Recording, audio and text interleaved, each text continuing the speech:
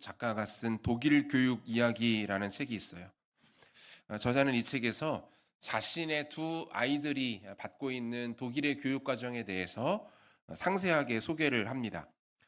독일에서는 초등학교 1학년이 되면 알파벳과 몇 가지 단어만 학교에서 알려준다고 합니다. 그리고 그 외에 다른 공부를 더 시키지는 않는데요. 2학년 교육 과정으로 올라가면 1부터 20까지의 덧셈, 뺄셈을 반복하는 것만을 가르친다라고 합니다. 구구단을 암기하게 하거나 다른 계산의 공식들을 애써서 가르쳐 주지는 않는다고 해요. 손가락을 쓰든 발가락을 쓰든 더디더라도 아이들 스스로가 자신만의 계산법을 터득해서 익히도록 하는 것이 이 독일의 초등학교 2학년 교육 과정의 전부라는 거예요. 구구단을 익히거나 다른 수학 공식을 알려주는 것보다 이 방법이 아이들에게 더 효과적이고 좋은 교육 방법이라고 생각하기 때문입니다. 이러한 독일 학교에서 절대로 해서는 안 되는 것이 있습니다. 선행학습입니다. 그들은 선행학습에 대해서 다른 아이들이 질문할 기회를 빼앗고 교사의 수업권을 침해하는 무례한 행위라고 말하면서 이것을 매우 부정적인 것으로 인식합니다. 대신에 독일의 초등학교 저학년 학생들이 무조건 배우고 획득해야만 하는 자격증이 두 가지가 있는데, 하나는 자전거 면허증을 따는 일이고 둘은 수영 임용 구조 자격증을 취득하는 것이라고 해요. 그들은 지식만큼이나 중요한 것이 안전과 여가라고 여깁니다. 인간으로서 행복한 삶을 살아가는 것이야말로 교육의 가장 궁극적인 목적이고 가치다라고 그들은 생각하는 거죠. 이러한 독일도 한때는 선행학습이 국민교육제도의 가장 우선순위였던 적이 있었다고 합니다. 하지만 이러한 교육의 결과가 1차, 2차 세계대전을 통해서 독단적인 민족적 우월의식 그리고 무자비한 공격성으로 드러나는 것을 확인하고 교육계가 큰 충격에 빠지게 됩니다. 역사로부터 큰 교훈을 얻은 이들은 하나의 중요한 깨달음을 얻게 되었는데 바로 이것입니다. 1등 다툼은 필요 없다. 우리의 교실은 한두 명의 뛰어난 사고보다 모두의 깊이 있는 사고를 원한다. 그렇게 독일 국민들은 이 교육 과정에서 경쟁이라는 단어를 배제시켜 버린 것이죠. 경쟁보다 더 중요한 것은 아이들이 어떻게 자신의 삶을 행복하게 살아가는가를 터득하는 것이다. 삶을 살아가는 기초적인 원리를 가르쳐 준 이후에 아이들이 스스로 생각하는 법, 더 깊이 사고하는 법을 알려주는 것. 그들에게 삶을 즐기고 자신의 안전을 지키는 것을 알려주는 것이 가장 중요하다라는 교육 철학을 만들게 되었다라는 거예요. 반면에 교육에서 경쟁이라는 단어만 남게 되어버린 나라도 있습니다. 안타깝게도 오늘날 대한민국의 모습이죠. 이 경쟁과 적자 생존이라는 방식은 더 이상 오늘 우리에게 어색한 개념이 아닙니다. 진학은 물론이고 취업, 심지어 아이들을 어린이집이나 유치원에 들여보내는 일에 있어서도 다른 가정과 경쟁을 해야 되는 사회를 우리는 살고 있습니다. 이 지나친 경쟁에 몰두하고 집중하는 것은 하나님 백성의 방식이 아닙니다. 하나님께서는 당신의 백성들을 치열한 경쟁 가운데로 부르셔서 모두를 꺾고 단 하나의 자리에 우뚝 솟는 사람을 당신의 백성으로 삼으시겠다라고 말씀하신 적이 없습니다. 남들보다 우월한 위치를 점하고 그들에게 자신의 영광스러움과 존귀함을 마음껏 뽐내도록 하는 것은 하나님이 이 땅을 살아가는 신자들에게 원하시는 삶의 방식이 아니라는 거예요. 세상에서 경쟁에서 살아남는 것이 삶의 절대적인 가치가 되고 동시에 경쟁의 결과로 인해 일희일비하는 모습들은 성도에게는 어울리지 않는 모습이라는 것이죠. 오늘 우리가 읽은 본문을 통해서 우리는 이 경쟁이라는 이 시대의 중요한 가치를 뛰어넘는 하나님의 원리와 방식이 무엇인지를 확인하게 됩니다. 그리고 경쟁과 생존이라는 이 살벌한 원리에 지배당하는 오늘날의 우리의 삶 가운데 하나님을 경외하고 섬기는 하나님의 백성들이 붙들고 살아가고 또 집중해야 할 가치가 무엇인지 오늘 말씀을 통해서 한번 확인해 보기를 원합니다. 유대인의 명절이 가까운 어느 날 예수님이 예루살렘을 찾으십니다. 그리고 예루살렘 양문 곁에 있는 한 연못을 방문하시죠. 이 연못의 이름은 베데스다였습니다. 베데스다는 자비의 집 또는 흘러나오는 장소라는 뜻을 갖고 있어요. 이 베데스다라는 연못 주변에는 5개의 행각, 우리로 치면 정자와 같은 건물이 놓여 있었고, 그 안에는 수많은 병자와 맹인과 다리 저는 사람들이 누워 있었습니다.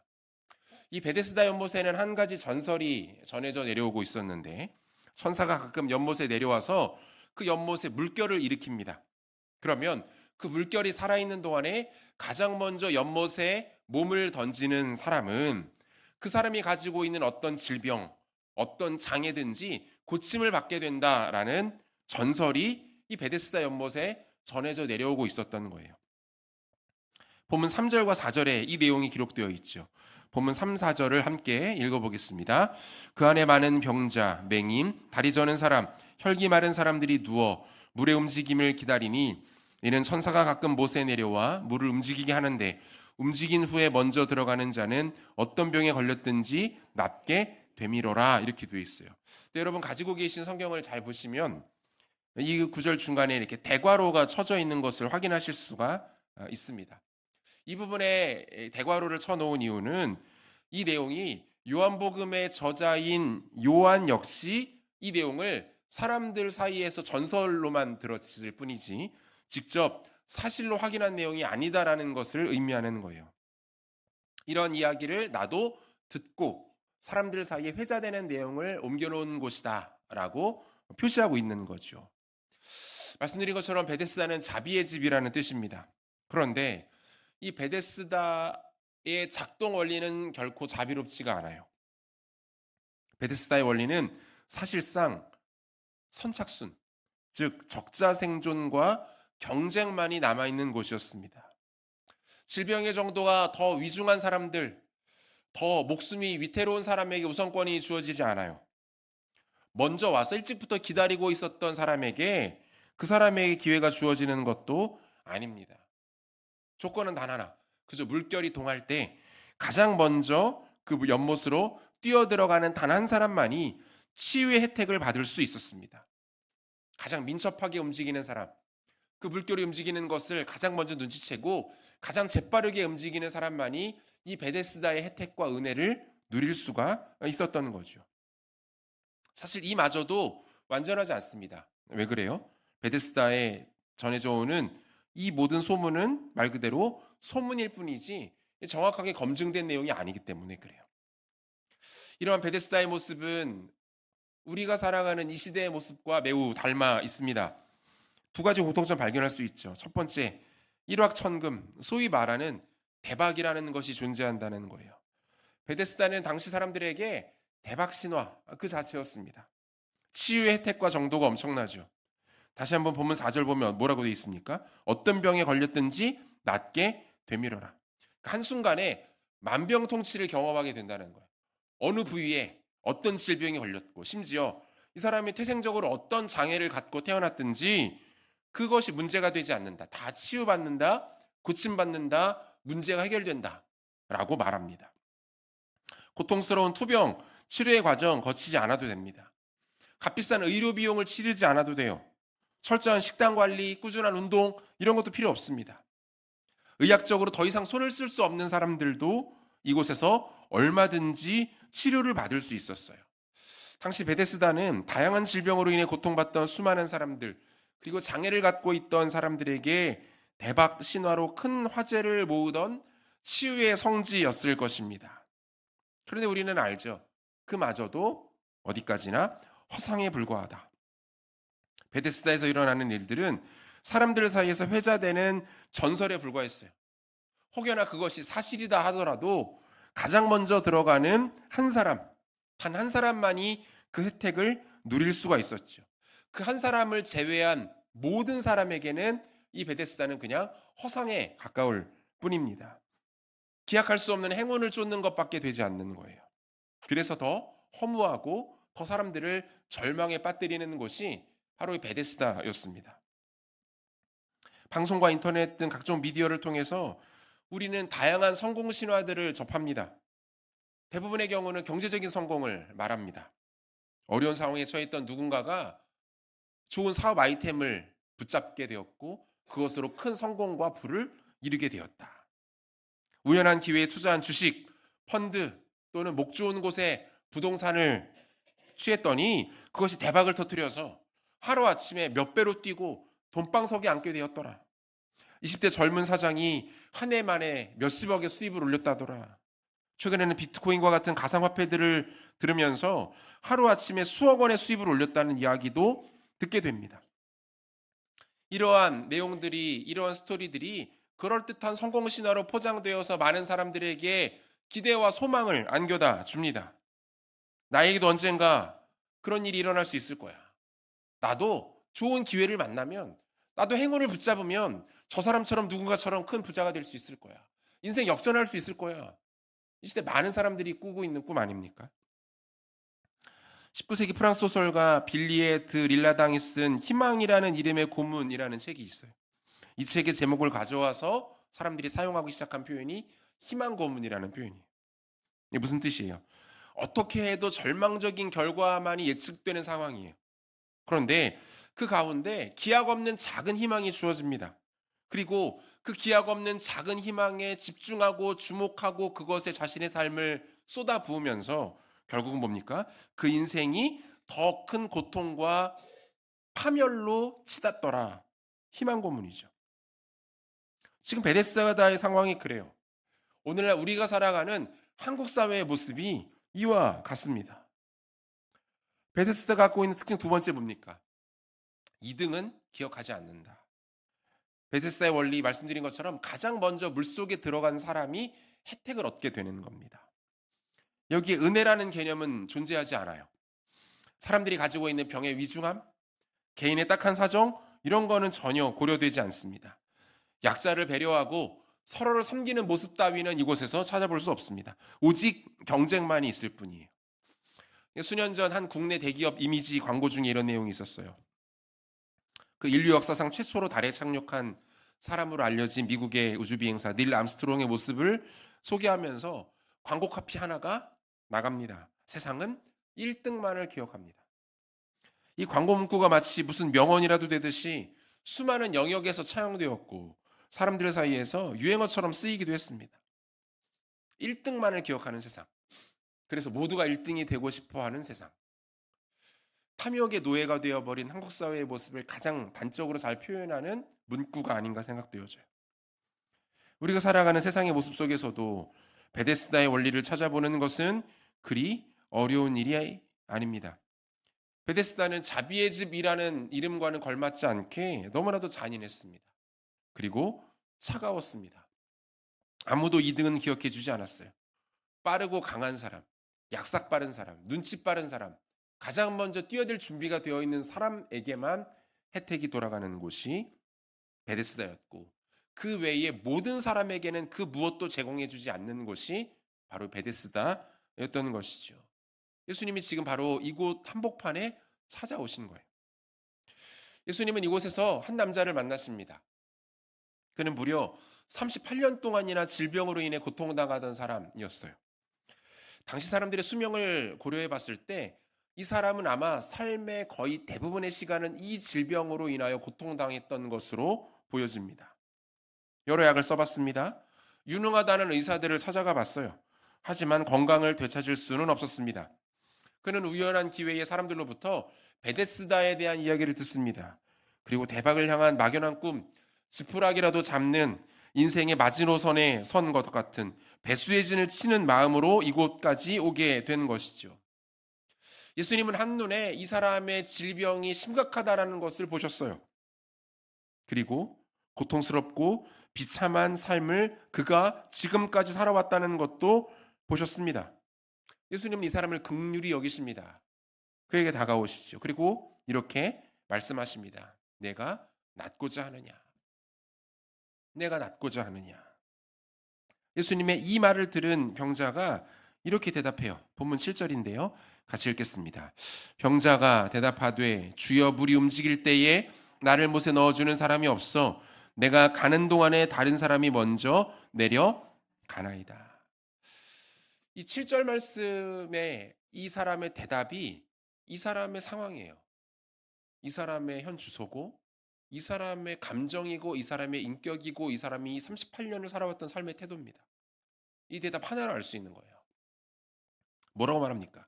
주여, 물이 움직일 때에 나를 못에 넣어주는 사람이 없습니다. 그래서 내가 가는 동안에 다른 사람이 먼저 내려갑니다. 나보다 건강하고 빠르고 눈치 빠른 사람이 나보다 먼저 뛰어들어가서 저는 고침을 받지 못하고 있습니다. 이렇게 말하고 있는 거예요. 예수님이 찾아오셔서 이 사람에게 묻습니다. 네가 낫고자 하느냐? 이 사람의 대답은 뭐예요? 이 사람의 반응은 뭡니까? 자신의 처지에 대해서 한탄합니다. 내가 지금 이렇게 된 것은 다른 사람의 도움을 받지 못하기 때문입니다. 내가 더 젊지 못하기 때문입니다. 나에게 주어진 조건이 열악하기 때문이에요. 나의 질병이 저 사람들보다 빨리 거동하기에 불편하기 때문입니다. 이 모든 것은 내가 지금 처한 환경과 조건 탓입니다. 이 말 아니에요? 예수님이 물으십니다. 네가 낫고자 하느냐? 이 위대하고 놀라운 질문 앞에 이 사람이 보이고 있는 반응은 뭐예요? 자신의 상황과 환경에 대해서 신세한탄하고 있는, 스스로의 처지에 대해서 원망하고 있어요. 모든 시선과 관심이 어디에 모여 있는 겁니까? 지금 자신이 처한 환경, 내가 처한 삶에 대한 비판, 고발, 한탄에 초점이 맞추어져 있는 거죠. 그의 말이 틀린 것은 아닙니다. 상황이나 환경이 실제로 그랬어요. 과장하거나 비약한 건 아닐 거예요. 얼마나 힘들었을까요? 얼마나 고통스러웠으면은 예수님 앞에서 이렇게 반응할 수밖에 없었을까요? 그런데 문제는 뭡니까? 그의 이러한 삶의 태도와 이러한 반응을 통해서 달라지는 것은 아무것도 없다는 거예요. 불평과 원망은 그 자체만으로 아무것도 만들어내지 못합니다. 생산성이 없다고 말하죠. 가치가 없다고 말하죠. 무가치한 겁니다. 사랑하는 성도 여러분, 인간에게 밑도 끝도 없는 불평과 원망을 주입하는 것은 사탄이 가장 성도들에 대하여 즐겨 사용하는 전략이에요. 사탄은 우리 마음 가운데 끊임없이 원망을 주입합니다. 네가 얼마나 비참한지를 봐봐. 저 사람 때문에 네가 안 되는 거야. 너의 형편이 지금 이래. 다른 사람의 삶을 봐봐. 너보다 훨씬 뛰어나지. 끊임없이 우리에게 불평과 원망을 주입해요. 원수 마귀는 성도들로 하여금 자신의 처지에 대해서 부정적인 생각과 인식만을 갖도록 합니다. 속아서는 안 되겠죠. 감사의 요소를 제거하는 거예요. 특정 대상 또는 상황을 향하여서 모든 원망과 책임을 떠넘기도록 만듭니다. 어디서 많이 보던 모습 아닙니까? 광야를 떠돌던 이스라엘 백성들에게서 나타났던 모습이죠. 여러분 성경 어디를 찾아봐도 광야 40년의 시간만큼 하나님께서 당신의 존재를 그 백성들에게 선명하게 드러내신 적이 없습니다. 그들은 눈을 들면 하나님의 임재를 봤어요. 낮에는 구름 기둥, 밤에는 불 기둥. 아침마다 잠에서 깨어나면 하나님의 공급하심이 그들 눈에 앞에 펼쳐져 있었습니다. 만나와 메추라기를 매일같이 내려주시죠. 성경에 손꼽히는 대표적인 기적 아닙니까? 성경 다른 어느 곳을 찾아봐도 하나님의 임재와 기적과 역사가 이처럼 생생하게 매일같이 집중적으로 나타났던 적이 없다고요. 그런데 정작 그들이 하나님 앞에 신실했습니까? 그들이 매일같이 하나님 앞에 감사하고 감격했고 은혜가 충만했습니까? 그렇지 않았죠. 오히려 정반대였죠. 불평합니다. 과거를 추억합니다. 애굽에 있을 때가 더 좋았다는 거예요. 그때 더 잘 먹었다는 거예요. 돌아가자고 말합니다. 남 탓하고 책임을 떠넘기기에 급급합니다. 끝도 없는 불평과 원망의 굴레를 스스로 만들어 그 안으로 들어가서 나오지 않았어요. 그리고 그 안에서 스스로 무가치하게 고통스러워하고 있었던 것이 광야를 지나던 이스라엘 백성들의 모습이었어요. 오늘 본문에 나오는 이 병자의 모습과 다르지 않아요. 예수님은 이렇게 원망하고 상처로 얼룩져버린 이 사람을 향해서 이렇게 외치시는데요. 본문 8절입니다. 같이 읽겠습니다. 8절입니다. 예수께서 이르시되 일어나 내 자리를 들고 걸어가라. 하시니. 그래서 어떤 일이 일어납니까? 계속해서 9절. 그 사람이 곧 나아서 자리를 들고 걸어가니라. 예수님께서는 지난 38년간 단 한 차례에도 육체적 평안을 누리지 못했던 병자를 한마디 말씀으로 고치세요. 그런 예수님의 말씀대로 곧 나아서 자리를 들고 걸어서 베데스다를 빠져 나갔습니다. 이 장면에서 우리는 두 가지 중요한 사실을 발견하는데, 하나는 예수님께서 그 많은 병자들 중에서 왜 하필 이 38년 된 병자를 찾아오셨는가? 왜 하필이면 이 사람을 치유하셨는가? 이게 굉장히 중요한 포인트예요. 복음서를 쭉 보면 굉장히 다양한 사람들에게 여러 가지 치유 기사가 나타납니다. 그리고 대부분의 치유 기사에 공식이 있죠. 환자 본인의 간구. 예수님 저를 불쌍히 여겨주십시오. 당신이 하나님이신 줄 내가 압니다. 나를 고쳐주십시오. 내지는 누군가의 반응. 예수님, 저의 누군가가, 이 사람이 이렇게 어려움을 당하는데 와서 고쳐주십시오. 당신 하실 수 있습니다. 믿음과 간구라는 공식이 등장해요. 그래도 오늘 보면 좀 다르죠. 이 38년 된 병자가 예수님을 찾아올 수 있는 상황도 아니었지만 예수님을 먼저 알아보고 예수님께 말을 건 게 아니었어요. 그의 가족이나 친구가 요청하는 것도 아니었죠. 예수님이 먼저 그를 보셨습니다. 예수님이 그에게 다가가셨어요. 그리고 또 하나 흥미로운 것, 성경을 우리가 아무리 찾아봐도 이 사람에게서 특별한 믿음이 있었다든가, 이 사람에게 예수님을 감동시킬 만한 그 어떤 의롭거나 가치 있는 행동이 있었다라고 기록되어 있지 않습니다. 그죠? 혹은 그가 베데스다에서 가장 중한 병에 걸려 있었다거나, 아니면 다른 이들보다 조금 더 안타까운 사연을 갖고 있었다든가 하는 내용도 확인되지가 않아요. 그런데 왜 예수님은 하필이면 이 사람을 선택하셨을까요? 자신을 고쳐달라는 말조차 하지 못했던 이 사람을 찾아가셔서 왜 예수님은 이 사람을 치료하셨던 것일까요? 정답은 특별한 이유가 없다는 거예요. 여러분, 이 사건의 핵심은 예수님께서 누구를 왜 고치셨는가가 아닙니다. 38년 동안 그 어떤 방법으로도 고침받을 수 없던 한 사람을 예수님께서 치유하셨다. 본문은 우리에게 이 정보만을 전달해요. 무엇을 말합니까?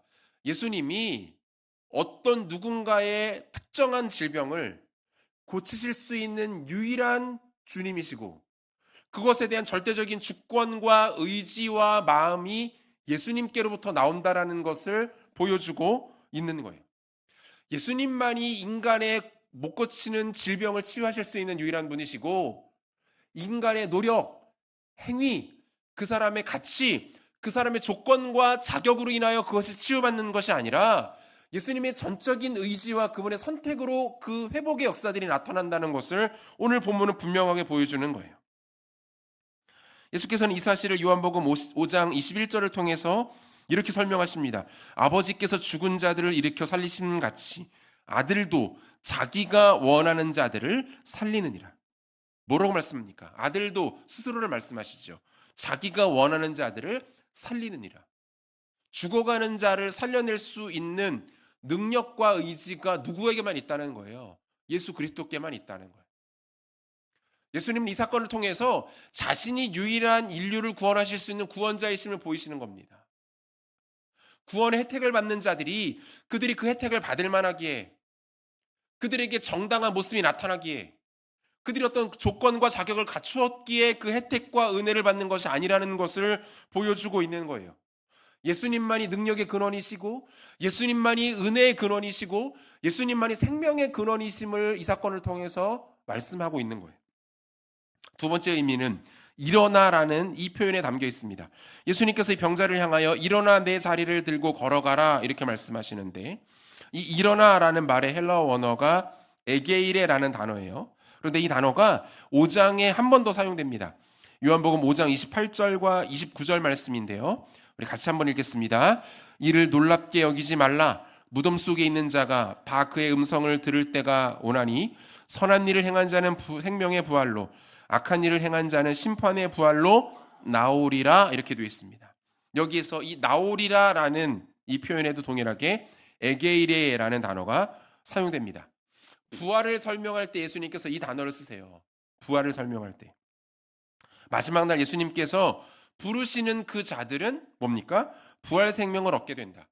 죽어있던 자들을 부르셔서 그들을 일으키시는 권세가 누구에게 있다는 거예요? 예수 그리스도께 있다라는 것을 말씀하고 있는 거예요. 이것은 이 베데스다에 38년 동안 고통받고 있던 이 병자가 오랜 시간 동안 회복과 치유를 기다리고 갈망했던 것처럼 죽음 가운데 놓여 있는 온 인류가 오직 예수 그리스도 메시아를 통해서만 구원을 얻을 수 있고, 지금 모든 생명이 그 예수 그리스도이신 메시아를 갈망하고 있다라는 것을 보여주고 있는. 여러분, 지금 베데스다에 찾아오신 이분은 누구십니까? 38년 된 병자를 향하여서 그의 어떤 조건과 그의 행위와 그의 가치를 보지 않으시고 그를 일으켜 세우시면서 치유하시는 이분은 누구십니까? 생명의 주가 되시는 예수 그리스도입니다. 능치 못함이 없으신 하나님의 아들이십니다. 온 인류를 죽음과 저주와 절망이라는 질병으로부터 구원해내실 수 있는 단 한 분이신 생명의 주가 되시는 구원자 예수 그리스도이십니다. 그분이 지금 38년 된 병자를 찾아오시는 거예요. 그리고 그분이 지금 이 밤 저와 여러분들을 찾아오시는 겁니다. 결과적으로 주님께서 질문하신 것에 대한 이 사람의 답변은 틀렸죠. 어리석은 대답이었어요. 그래서 오늘 설교의 제목이 현문우다. 예수님의 질문은 너무 생명감 있고 능력 있고 지혜로운 질문이었으나 이것에 대한 대답은 어리석고 답답했습니다. 온 우주의 창조주이시고 주권자 되시는 하나님이신 예수님께서 그 사람 앞에 서 있어요. 이분은 능치 못함이 없으신 분이에요. 얼마든지 이 사람을, 또는 베데스다에 모여있는 수많은 병자들을 당장이라도 회복시킬 수 있는 생명의 주인이세요. 그런데 그가 그에게 물으십니다. 네가 낫고자 하느냐? 네가 진짜 낫고자 하느냐? 이 질문 앞에 어떻게 대답하는 것이 지혜로운 대답입니까? 주님, 제가 낫고자 합니다. 주님이라면 제 병을 고치실 수 있습니다. 주님만이 생명의 근원이 되십니다. 주님이 제 문제를 해결하실 수 있습니다. 이전까지는 제가 비참한 삶을 살았고 고통 가운데 있었고 무가치한 인생을 살았지만 지금 제 앞에 서 계신 주님이 저에게 그리 말씀하시니 제가 이제는 새로운 삶을 살아갈 수 있을 것 같습니다. 라고 말하는 게 정답이죠. 이 사람 어떻게 말합니까? 저를 도와줄 사람이 단 한 명도 없습니다. 저보다 빠르고 젊은 사람들이 훨씬 많기 때문에 제가 이 모양 이 꼴입니다. 여러분, 이것은 어리석은 대답이었어요. 생명의 주가 되시는 예수 그리스도를 자신 앞에 모셔놓고는 여전히 엉뚱한 대답을 하고 있습니다.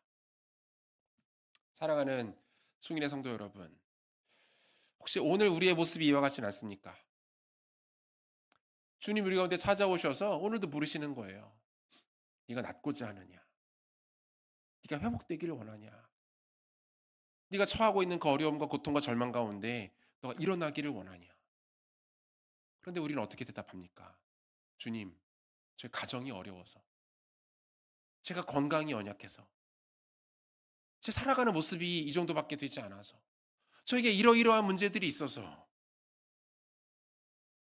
제가 너무 바쁘기 때문에, 저는 배운 게 없어서, 제가 남들보다 더 뛰어나지 않기 때문에 제가 지금 이러고 있습니다. 이것 때문에 제가 발목이 붙잡혀 있습니다. 혹시 이것이 우리의 대답이진 않습니까? 여전히 우리가 놓여 있는 현실과 상황과 어려움 앞에 우리의 시선이 멈춘 채 한탄하고, 때로는 누군가를 탓하고 상황을 원망하면서 내 눈앞에 서 계신 생명 되신 존귀하신 예수 그리스도를 여전히 못 알아보고 있지는 않습니까? 그분이 우리에게 던지시는 질문이 어떤 의미를 갖고 있는지 모른 채 살아가고 있는 것은 아닙니까? 사랑하는 성도 여러분, 우리에게 찾아오신 예수님을 볼 수 있어야 합니다. 우리에게 방문하신 예수님을 만나셔야 돼요. 그분이 오늘 밤 여러분에게 어떤 질문을 던지시는지를 들으시고, 내 형편과 상황에 우리의 시선이 맞춰져 있는 것이 아니라 내 눈앞에 서 계시는 그분께 우리가 나아갈 수 있어야 합니다. 그 자리에서부터 능력이 시작됩니다. 그 자리에서 지혜로운 대답을 할 때에 기적이 일어나게 되는 거예요. 마가복음 10장 보면 예수님께서 여리고라는 마을에 들어가시죠. 이 마을에 살고 있던 앞을 보지 못하는 한 거리는 예수님께서 마을에 도착하셨다라는 이야기를 사람들로부터 듣습니다. 그는 온갖 방해와 장애물을 무릅쓰고 주님을 외쳐 부르짖기 시작합니다. 마가복음 10장 47절. 나사렛 예수시란 말을 듣고 소리질러 이르되 다윗의 자손 예수여 나를 불쌍히 여기소서 하거늘. 그는 다른 아무것도 보지 않았습니다. 어차피 보이는 것이 없었죠. 아무것도 신경 쓰지 않아요. 그냥 주님의 이름만 부릅니다. 주변 사람들이 그를 만류하면서 비난하기 시작합니다. 하지만 그는 조금도 아랑곳하지 않습니다. 계속해서 다시 8절 보니까 많은 사람이 꾸짖어 잠잠하라 하되 그가 더욱 크게 소리질러 이르되 같이 읽겠습니다. 다윗의 자손이여 나를 불쌍히 여기소서 하는지라. 이 사람이 외칠 수 있는 말은 이 하나뿐이었어요. 다윗의 자손 예수여 나를 불쌍히 여겨주십시오. 많은 사람들이 그를 비난하고 제압합니다. 문제가 되지 않아요. 이 사람에게는 단 하나만 필요했던 거예요. 뭡니까? 예수님 나를 좀 봐주세요. 예수님 고개를 돌려서 당신의 시선을 저에게 한 번만이라도 던져주세요. 저 형편과 상황을 주님이 알아주셨으면 좋겠습니다. 그뿐입니다. 이 사람에게 다른 게 중요하지 않았어요. 내가 앞이 보이지 않아서, 나를 예수님께로 데려가 줄 사람이 없어서, 내가 오랫동안 씻지 못하고 남루하고 냄새나서 사람들 사이에 들어가는 게 부끄러워서, 아니요. 그런 거 한탄하지 않았어요. 지금 그에게는 어딘가에 계실지 모르는 주님을 향한 그 간절함 하나밖에 남지 않았습니다. 그리고 그가 가지고 있었던 그 간절함이 곧 그에게 능력이 되죠.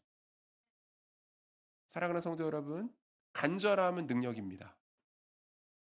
하나님께 대한 간절한 마음이 우리에게 능력이에요. 구원을 향한 목마름이 있었다고요. 메시아 되시는 예수 그리스도를 향한 갈급함이 있었습니다. 자신의 처지, 상황, 형편 그 무엇도 그에게 문제가 되지도 않고 장애가 되지도 않았습니다. 여러분, 이 사람에게 장애는 자신이 앞을 보지 못하는 게 아니었어요. 사람에게 진짜 장애는 무엇입니까? 간절함이 없는 거예요.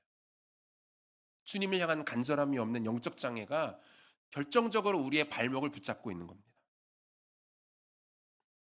예수님은 그의 부르짖음을 외면하지 않았습니다. 그의 눈을 열어 보게 하십니다. 그를 구원해 주시고 주님을 따르는 영광스러운 삶을 허락해 주셨어요. 마가복음에 보면 이 사람의 이름이 나오죠. 바디메오. 디메오의 아들 바디메오.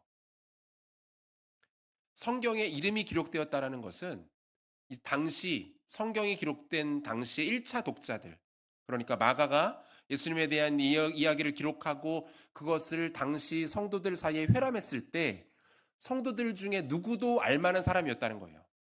그러니까 한때 앞을 보지 못했고 거린이었던 바디메오는 훗날 어떤 사람이 된 겁니까? 초대교회의 지도자가 되었다는 거예요.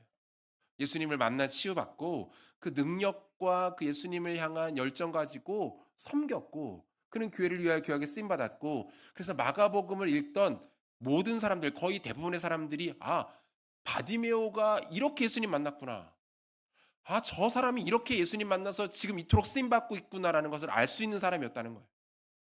인생이 역전된 거죠.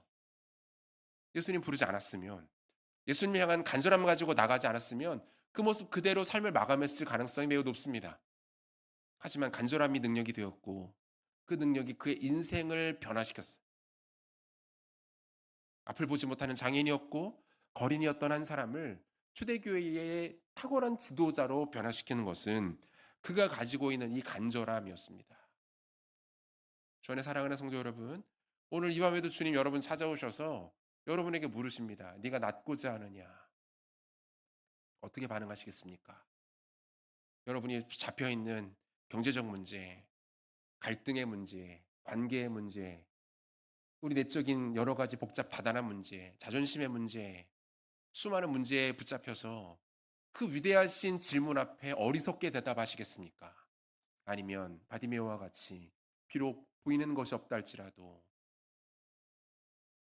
이동하는 것이 불편하다 할지라도 내 앞에 계신 예수님께 모든 것을 걸어서 그분께 우리의 삶을 아뢰고 그분의 이름을 부르며 그분의 능력을 경험해 보시지 않겠습니까? 믿음의 반응으로, 믿음의 대답으로 주님의 앞에 반응하는 지혜로운 성도들 되시기를 소원합니다. 말씀 맺겠습니다. 세상 살아가는 것이 쉽지가 않습니다. 시대는 점점 악해져 가고 모든 것은 부족하고 힘들고 쉬운 것 하나 없는 세상입니다. 그럼에도 불구하고 하나님의 백성들은 베데스다에 찾아오신 주님의 음성에 귀를 기울여야 합니다. 그리고 반응해야 합니다. 우리의 상황 탓하고 우리의 주변을 바라볼 것 아니라 우리에게 찾아오신 예수님 바라봐야 돼요. 그분의 말씀을 들으십시오. 그분이 나에게 단 한 분의 주가 되심을 잊지 마십시오. 바디메오처럼 반응하세요. 주님, 나를 불쌍히 여겨 주십시오. 나를 긍휼히 여겨 주십시오. 수많은 문제가 나를 붙들고 있지만 나의 구원, 나의 살 길, 나의 탈출구는 단 한 분 예수님뿐입니다. 당신뿐입니다. 당신만이 나를 구원하실 수 있습니다. 이 믿음으로 주님 붙들고 일어나고 우리의 간절함이 능력이 되고 능력으로 말미암아 하나님 영광스러운 인생, 쓰임 받는 인생 아름답게 살아가시는 사랑하는 모든 승인의 성도들 되시기를 우리 구주 예수 그리스도 이름으로 축원합니다.